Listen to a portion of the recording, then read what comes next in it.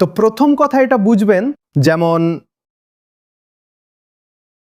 আমরা বলি যে গুরু শব্দের গু মানে অন্ধকার আর রু মানে আলো, সেটা কিন্তু এটার কোনো ভাষাগত ব্যুৎপত্তি নয়। গুরু একটাই শব্দ, আর গুরুর অর্থ কেবল হলো ভারী। ভারী, যার মধ্যে ওজন আছে, তাকেই গুরু বলা হয়। কিন্তু বোঝানোর জন্য জ্ঞানীরা, আর ওনার পর কবির সাহেবও এটাই করেছেন, গো অন্ধিয়ারি জানি হে, রুহ মানে প্রকাশ।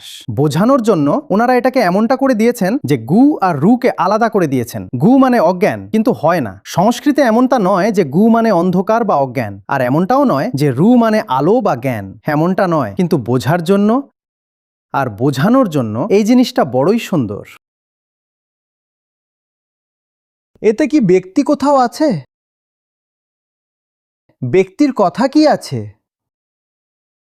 যারা দেবনাগরী পড়তে পারেন না, তাদের জন্য ইংরেজি লেখা আছে। এতে ব্যক্তি কোথাও আছে?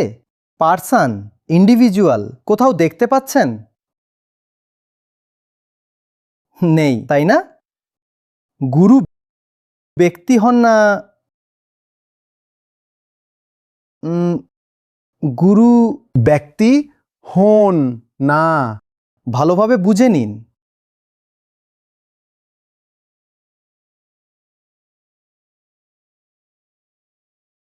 হ্যাঁ, গুরু হলেন তিনি, যার কোনো নাম নেই, যার কোনো সংজ্ঞা নেই, যার বিষয়ে কিছু বলা যায় না, তার দিকে যিনি আপনাকে নিয়ে যান। তো চিরাচরিত প্রথা অনুযায়ী তার প্রতি আপনার অনুরাগের কারণে আর তার গুরুর প্রতি অনুরাগের কারণে আপনি তাকেও গুরু বলে দেন। আর তারপর এমন বলতে শুরু করে দেন যে একটা ভিতরের গুরু আছে আর একটা বাইরের গুরু আছে, কিন্তু দুটো গুরু হতে পারে না। যেমন দুটো সত্য আর দুটো আত্মা হতে পারে না, ঠিক তেমনই দুটো গুরু হতে পারে না। গুরু তো প্রকৃতপক্ষে একটাই হয়, আর তার নাম কি? সত্য। আর তার সাথে আপনি 364 দিন তো দৌড়াতে পারবেন না, কিন্তু আপনাকে দৌড়াতে তো হবে। সেই জন্যই তো সুবিধা হয় যে বাইরের কোনো মানুষকে গুরু হিসেবে ঘোষণা করে দাও। এবার বাইরের যে মানুষটা আছে তাকে গুরু ঘোষণা করে দাও, আর কতটা সে আপনার পিছু নিতে পারবে? আপনি এদিক ওদিক বাঁচিয়ে তো ঠিকই বেরিয়ে যাবেন। কিছু না কিছু তো উপায় হয়েই যাবে না? সে যদি এসে আপনাকে ধরেও ফেলে, তবুও তার কথা আপনার ভেতরে প্রবেশ করছে কিনা তার তো কোনো নিশ্চয়তা নেই। কথা এখান থেকে ঢুকলো আর এখান দিয়ে বেরিয়ে গেল। গুরুকে ব্যক্তি বানিয়ে ফেলার মধ্যে দেখুন কত বড় ধোঁকা রয়েছে আর স্বার্থ জড়িয়ে আছে। কারণ মানুষদের থেকে তো মুক্তি পাওয়া সম্ভব, কিন্তু আত্মা থেকে মুক্তি পাওয়া যায় না। তাই আমরা প্রথম ভুলটাই এটা করেছি যে সামনে যে দাঁড়িয়ে আছে তাকেই ঘোষণা করে দিয়েছি যে ইনিই গুরুদেব। সামনে যে দাঁড়িয়ে আছে সে মাধ্যম হতে পারে, কিন্তু সেই মাধ্যমের গুরুত্ব এই কারণেই কারণ সে এক উচ্চ সাধ্যের দিকে নিয়ে যায়। হ্যাঁ, সেই মাধ্যমের সাথে আপনার একটা যোগাযোগ তৈরি হয়, সাধ্যকে এখনো কিছুটা দূরে বলে মনে হয়, তাই মাধ্যমের প্রতি একটা টান তৈরি হয়ে যায়, আর সেই অনুরাগের খাতিরেই আপনি মাধ্যমকেই সাধ্যের নাম নিয়ে দেন। একটা উদাহরণ দিচ্ছি। আপনি বাস স্টেশনে যান, আপনি সেখানে এই ধরনের প্রচুর কথা শুনতে পাবেন। ধরে নিন আপনি কোথাও একটা আছেন, ধরুন আপনি ভোপালে আছেন আর আপনি ওখানকার বাস স্ট্যান্ডে যান, তো লোকেরা এমনটা জিজ্ঞেস করতে থাকবে, ওরে ভাই ইন্দোর বেরিয়ে গেল নাকি, জবলপুর বেরিয়ে গেল, নাগপুর বেরিয়ে গেল, নাসিক বেরিয়ে গেল, মুম্বাই বেরিয়ে গেল, রিওয়া বেরিয়ে গেল, এসব কি হচ্ছে? এখানে কিসের কথা বলা হচ্ছে? বলা হচ্ছে যে নাগপুর বেরিয়ে গেল। তো নাগপুর কি ওখানে ছিল আর বেরিয়ে চলে গেল? নাগপুর কি বাস স্ট্যান্ডে দাঁড়িয়ে ছিল আর এখন বেরিয়ে গেছে? এমনটা হয়েছে কি? কথা কিসের হচ্ছে? বাসের। বাস কি? মাধ্যম। কিন্তু বাসটা যেখানে যাচ্ছে সেটা হলো সাধ্য। মাধ্যমকেও আমরা সাধ্যের নাম দিয়ে দিলাম। মাধ্যমকেও আমরা সাধ্যের নাম দিয়ে দিলাম। এই একই কাজ আপনি ট্রেনের সাথেও করেন। ট্রেনগুলোর তো নামই ওরকম হয়ে যায়। আপনি সেখানে যাবেন আর কুলিকে জিজ্ঞেস করবেন, নাগপুর কি দাঁড়িয়ে আছে এখনো? না, এখনো 10 মিনিট দেরিতে আসবে। নাগপুর দাঁড়িয়ে আছে মানে বুঝতে পারছেন কি ব্যাপারটা? মাধ্যমকেই সাধ্যের নাম দেওয়া হয়ে গেছে। আর নামগুলো রাখা হয়ও তো একইভাবে না। নাগপুর মেল, অমুক এক্সপ্রেস, কানপুর সুপারফাস্ট, এভাবেই তো নাম রাখা হয়, তাই না? দেখুন কি করা হচ্ছে। ওর যে নামটা রাখা হচ্ছে তাতে কিন্তু কোথাও বলা হচ্ছে না যে এটা একটা ট্রেন। এতে কোথাও লেখা নেই, কারণ এটা তো স্পষ্টই যে ওটা একটা ট্রেন।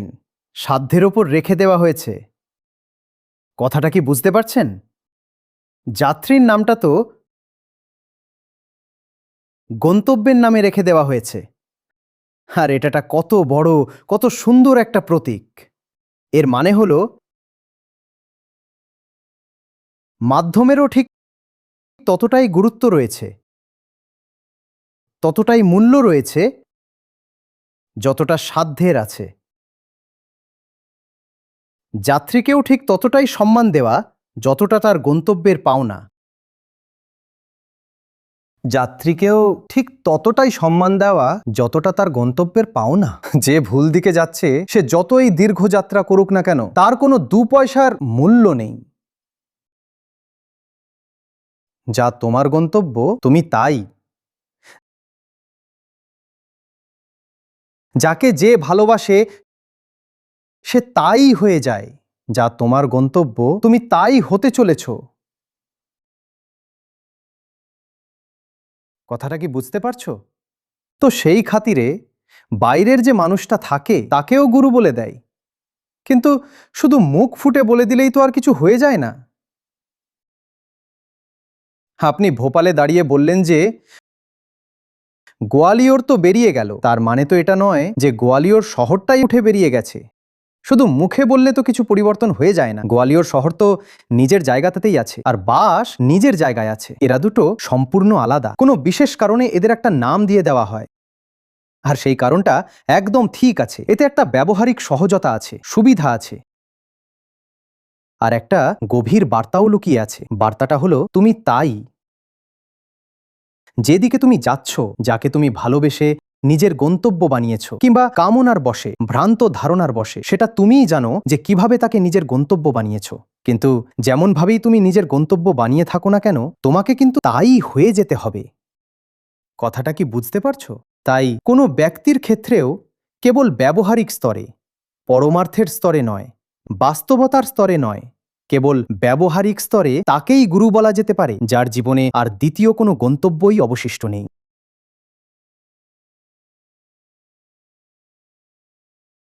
ভোপাল থেকে বাস জবলপুর যাচ্ছে, আপনি কি ওটাকে গোয়ালিয়র বলবেন? গোয়ালিয়র এসে গেছে। তো যার যেটা গন্তব্য তাকে সেই নামটাই দেবেন। তাই যার গন্তব্য আত্মা, সেই মানুষকে কেবল ব্যবহারিক সম্পর্কের খাতিরে গুরু বলা যেতে পারে, কিন্তু তিনিও আসলে গুরু নন। কারণ আপনি যদি কোনো মানুষকে গুরু বানিয়ে দেন, তবে মায়াকে আর অহংকারকে বড় সুবিধা করে দেওয়া হয়। আর বেশিরভাগ ক্ষেত্রে তো আমরা ভুলভাল মানুষদেরই গুরু বানিয়ে ফেলি। কালকে হয়তো তার উপর পুলিশ রেড মারলো, কোনো স্ক্যান্ডাল সামনে চলে এলো, আর ব্যাস, অহংকারের তো আরও সুবিধা হয়ে গেল। ইনি তো গেলেন, আর ইনিই তো গুরু ছিলেন। তাহলে আর এখন কারোর কথা শোনার কি দরকার? আর এতে এটাও প্রমাণ করার চেষ্টা চলে যে না উনি গুরু, না উনি গুরু, আমি ভগবান। শুধু আচার্য প্রশান্ত অ্যাপটি ডাউনলোড করুন আর সেখানে গিয়ে সোজা কমিউনিটি সেকশনে চলে যান।